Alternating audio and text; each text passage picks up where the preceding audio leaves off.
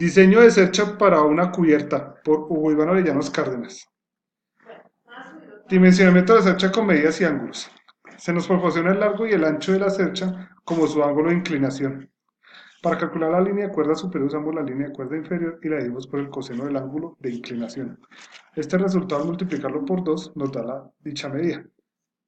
Para calcular el número de cerchas dividimos el largo de la cubierta entre la separación entre ellas y le sumamos 1. Para calcular el área de la cercha se multiplica la línea de cuerda superior por la medida del tramo.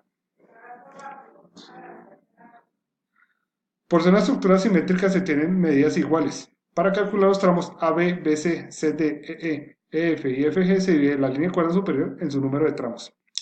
Para calcular los tramos AL, LK, KJ, JE, IH y IHG, dimos la línea de cuerda inferior en su número de tramos. Para calcular BL, que es igual a FH, usamos la tangente del ángulo de inclinación por su tramo correspondiente.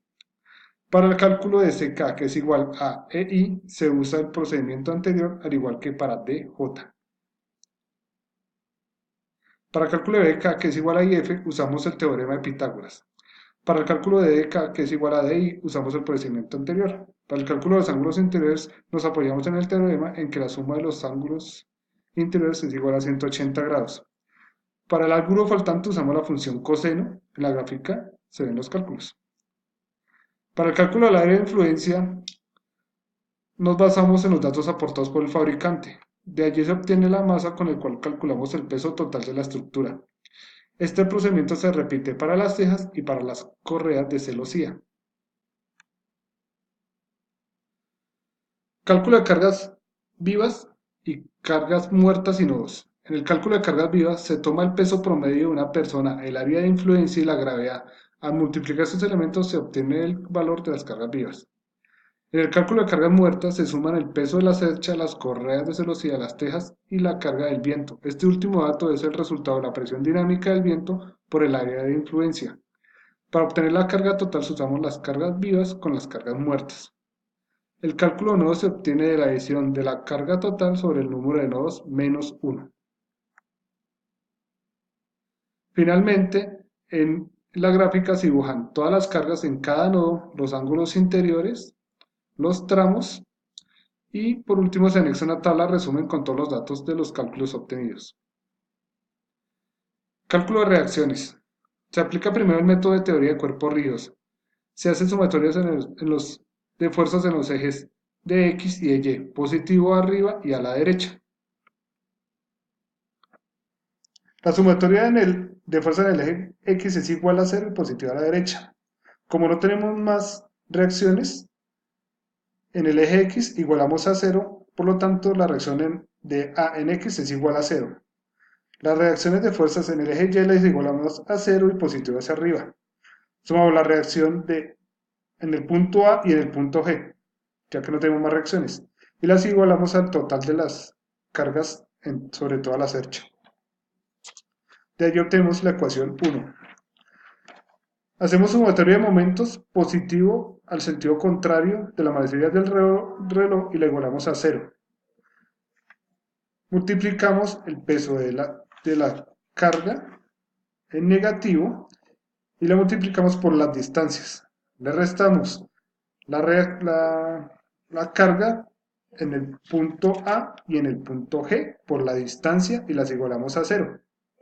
De allí obtenemos la reacción en el punto G en el eje Y. Y este dato lo reemplazamos en la primera ecuación, donde obtenemos la reacción en Y en el punto A.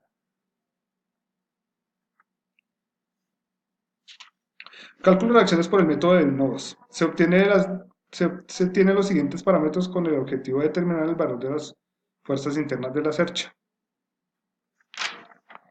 Tomamos el nodo A, las reacciones en X, hacemos la ecuación donde el tramo AL más el AB por el coseno del ángulo le igualamos a 0, de ahí obtenemos la ecuación B de AB, que es la 3, y en el eje Y hacemos las reacciones, teniendo en cuenta la que ya obtuvimos, igualamos a 0, y obtenemos, reemplazando en la ecuación 2,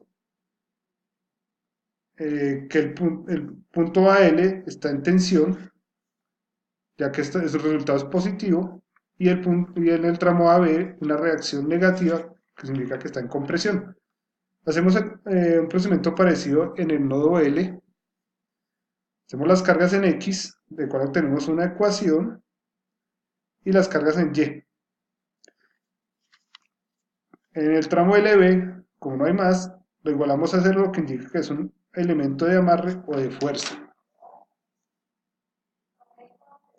Para el nodo B, dibujamos las cargas en un diagrama de cuerpo libre, sacamos las ecuaciones teniendo en cuenta los ángulos y obtenemos una ecuación que la denominamos el número 5.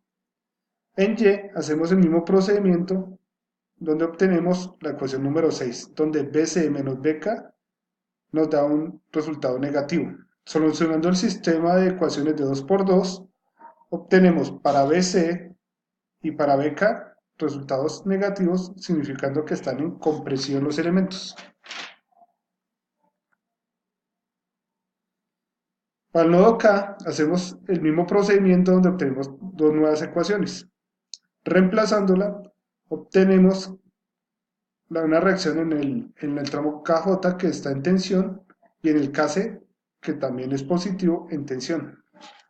Para el nodo C hacemos el mismo procedimiento obteniendo resultados negativos que significa que están en compresión. Para el nodo A hacemos el mismo procedimiento y obtenemos los últimos cálculos. Por simetría, los resultados de las fuerzas internas en los elementos se representan en la siguiente tabla. Los signos negativos indican que están en compresión, los positivos en tensión, y cuando el resultado es cero nos denota que es un elemento de amarre. También podemos usar el cálculo de reacciones por método de secciones, con el cual podemos comprobar los cálculos anteriormente realizados. En él tomamos un nodo en el cual hacemos el diagrama de cuerpo libre de las cargas que están afectando el tramo. Hacemos la sumatoria de momentos igualados a cero y obtenemos un cálculo con el que comprobamos los resultados anteriores.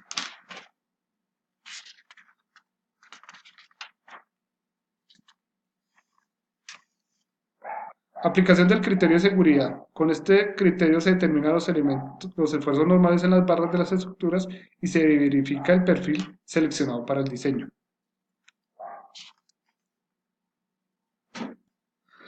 Se calculan los esfuerzos para las barras, los negativos están en tracción, los positivos en tensión y los nulos son elementos de amarre. En la gráfica se puede ver la ecuación de esfuerzo, que es fuerza sobre área, y los cálculos respectivos. Para el cálculo del factor de seguridad y de la resistencia a la cadencia sobre la resistencia admisible, los elementos menores a 3 se deben rediseñar. Para el análisis por la ecuación de Euler para carga crítica se calcula el momento de inercia de la sección en X y en Y. Aplicando esta ecuación, donde el punto crítico es igual a pi cuadrado por el módulo de elasticidad del material por el momento de inercia de área de la sección sobre la longitud elevada al cuadrado.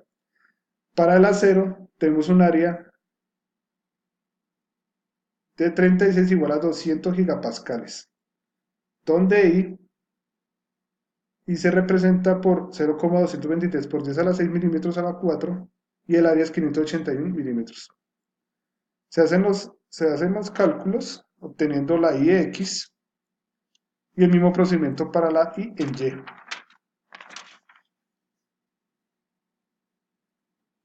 Para calcular las cargas críticas aplicando la ecuación de Euler, se obtienen los siguientes cálculos para el ejercicio que estamos realizando.